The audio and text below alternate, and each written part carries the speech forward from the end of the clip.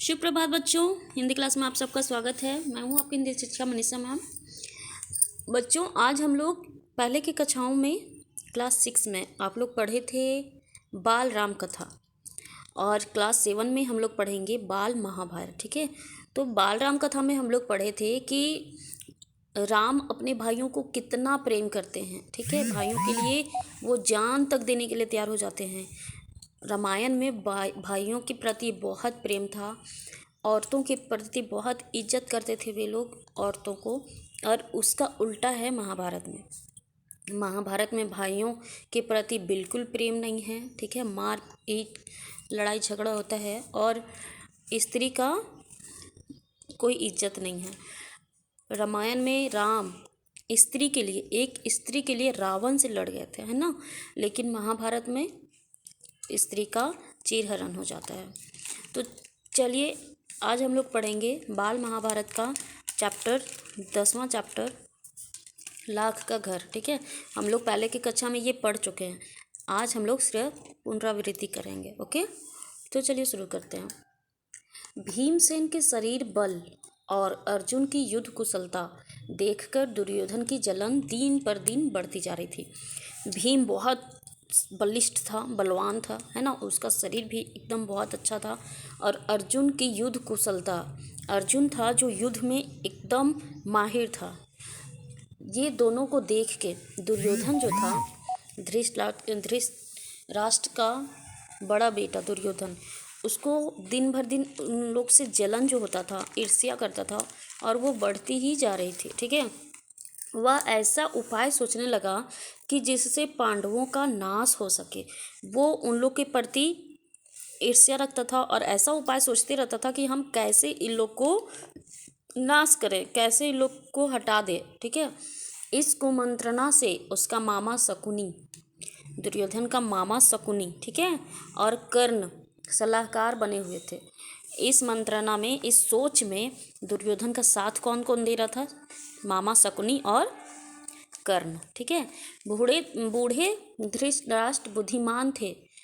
उनके पिता जो थे धृतराष्ट्र, वो तो बहुत बुद्धिमान थे। अपने भतीजों से उनको स्नेह भी काफ़ी था।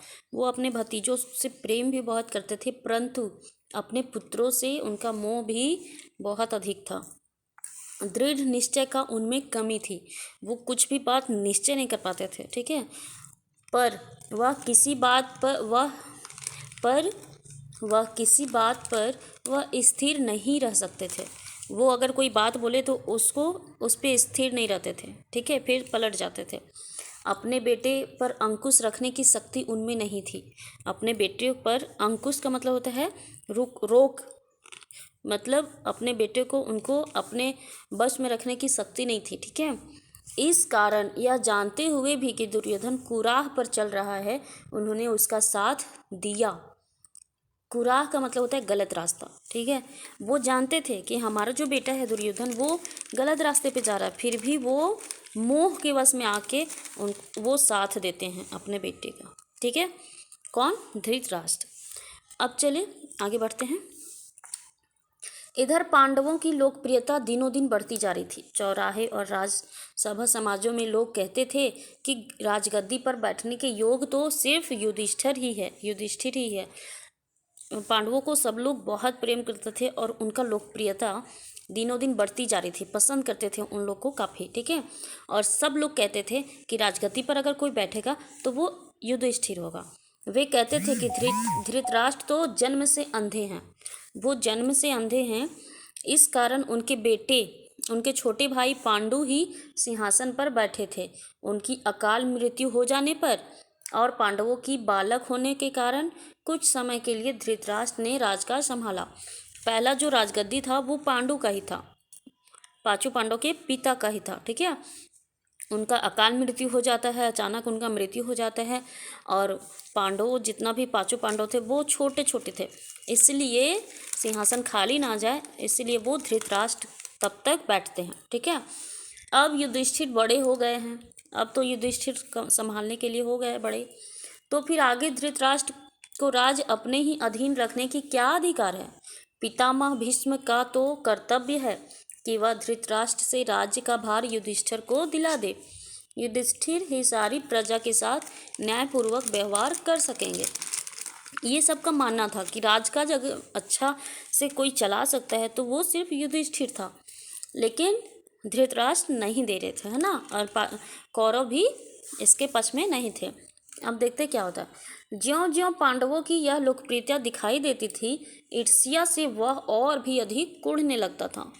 जैसे ही सब लोग पांडवों को पसंद करते थे तो दुर्योधन उसको और जलन होता था और ईर्ष्या होता था। ठीक है। एक दिन धृतराष्ट्र को अकेले में पाकर दुर्योधन बोला, पिताजी, पूर्ववासी तरह तरह के बातें कर रहे हैं। जन्म से दिखाई न देने के कारण आप बड़े होते हुए भी राज से वंचित ही रह गए। राजसत्ता आपके छोटे भाई के हाथ में चली गई।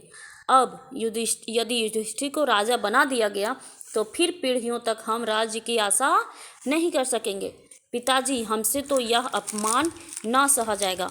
एक बार धृतराष्ट्र अकेले रहते हैं और उसी समय दुर्योधन पिताजी से ये बात बोलता है कि आप अंधे हैं, इसीलिए आपका राज छोटे भाई को मिल गया और छोटे भाई से उनका बेटा को मिल जाएगा, लेकिन हम ऐसा नहीं होने देंगे। ठीक है।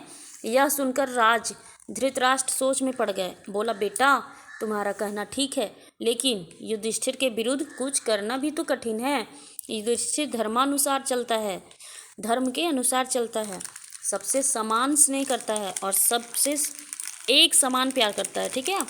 अपने पिता के समान ही गुणवान है। इस कारण प्रजाजन भी उससे बहुत चाहते हैं।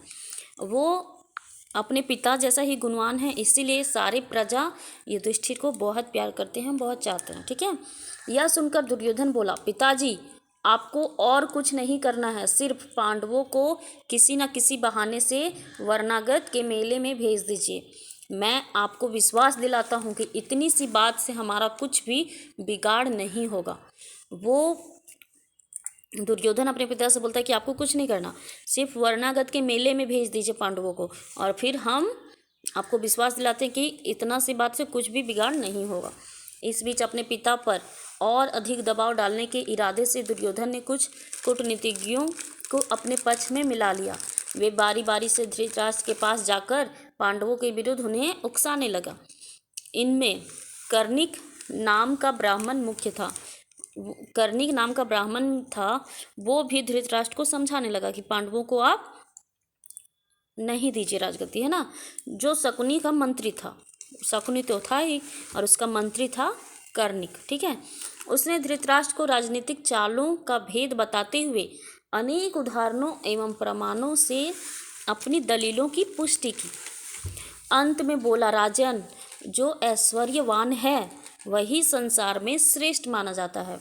यह बात ठीक है कि पांडवों आपके भतीजे हैं, परंतु वे बड़े शक्ति संपन्न भी हैं। इस कारण अभी से चौकन्ने हो जाइए। आप पांडु पुत्रों से अपनी रक्षा कर लीजिए, वरना पीछे पछताइएगा। ठीक है। दुर्योधन के कहने पर बहुत सारे कूटनीतिज्ञों को मिलाकर दुर्योधन धृतराष्ट्र को समझाने लगता है।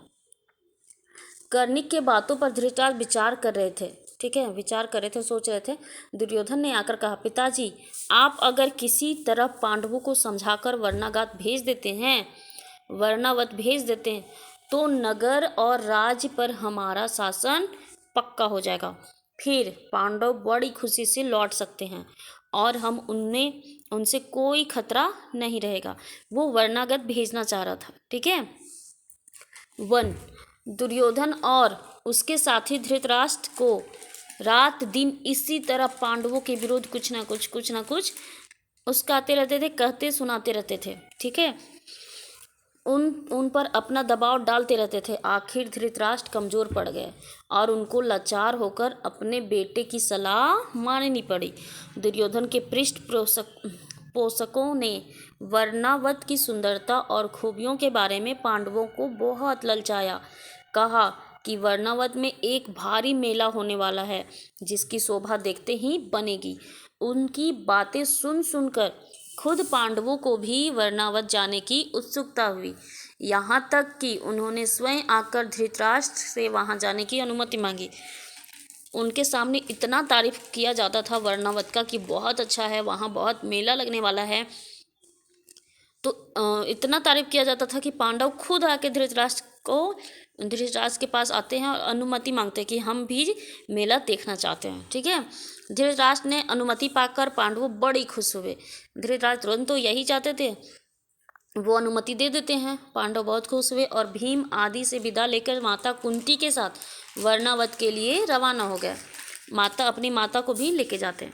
पांडवों के चले जाने की खबर पाकर दुर्योधन की खुशी की तो सीमा नहीं रही। वो यही चाहता था, बहुत खुश हो गया। वह अपने दोनों साथियों कर्ण एवं शकुनी के साथ बैठकर पांडवों तथा कुंती के काम तमाम करने का उपाय सोचने लगा कि अब हम पांडवों का और कुंती का काम तमाम कैसे करें, अपने रास्ते से हटाएं कैसे, ये सोचने लगा। उसने अपने मंत्री पुरोचन को बुलाकर गुप्त रूप से सलाह दी कि एक योजना बनाई। पुरोचन ने यह सारा काम पूर्ण सफलता के साथ पूरा करने का वचन दिया और तुरंत वर्णावत के लिए रवाना हो गया। एक शीघ्रगामी रथ पर बैठकर पुरोचन पांडवों से बहुत पहले वर्णावत जा पहुंचा। वहां जाकर उसने पांडवों को ठहरने के लिए सन, घी, मोम, तेल, लाख, चर्बी और जल्दी आग पकड़ने वाली चीज़ें को मिट्टी में मिलाकर एक सुंदर भवन बनाया। ठीक है, इस बीच अगर पांडव वहां जल्दी पहुंच गए तो कुछ समय उनके ठहरने के लिए एक और जगह का प्रबंध पुरोचन ने कर रखा था।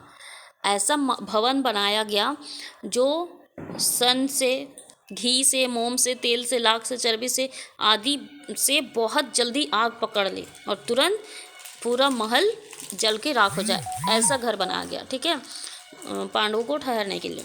दुर्योधन की योजना यह थी कि कुछ दिनों तक पांडवों को लाख के भवन में आराम से रहने दिया जाए और जब पूर्ण रूप से निशंक हो जाएं, तब रात में भवन में आग लगा दी जाए, जिससे पांडव तो जलकर भस्म हो जाएं और कौरवों पर भी कोई दोष ना लगे। उन लोग को भेजा गया और वहाँ ऐसा घर बनाया गया जो सन से, घी से, मोम से, तेल से बहुत जल्दी आग पकड़ ले। और क्या बनाया गया, उन लोग योजना क्या बनाए कि रात में जब सब सोए रहेंगे तब थोड़ा सा आग लगा दिया जाएगा और उसी में सारे पांडव जल के मर जाएंगे। ठीक है, तो आप लोग को लाख का घर में समझ में आया कि किस तरह दुर्योधन धृतराष्ट्र को पहले भड़काता है, सबको मिल के, सारे लोग मिल के धृतराष्ट्र को समझाते हैं। ठीक है, बोलते रहते तो आखिर में वो भी दुर्योधन का साथ देने लग जाते हैं और वो पांडवों को वर्णावत भेज देते हैं और मारने का प्लान बनाते हैं। ठीक है, तो ये लाख का घर था। अगला वीडियो में हम पढ़ेंगे पाठ 11 पांडवों की रक्षा। ठीक है, तब तक धन्यवाद।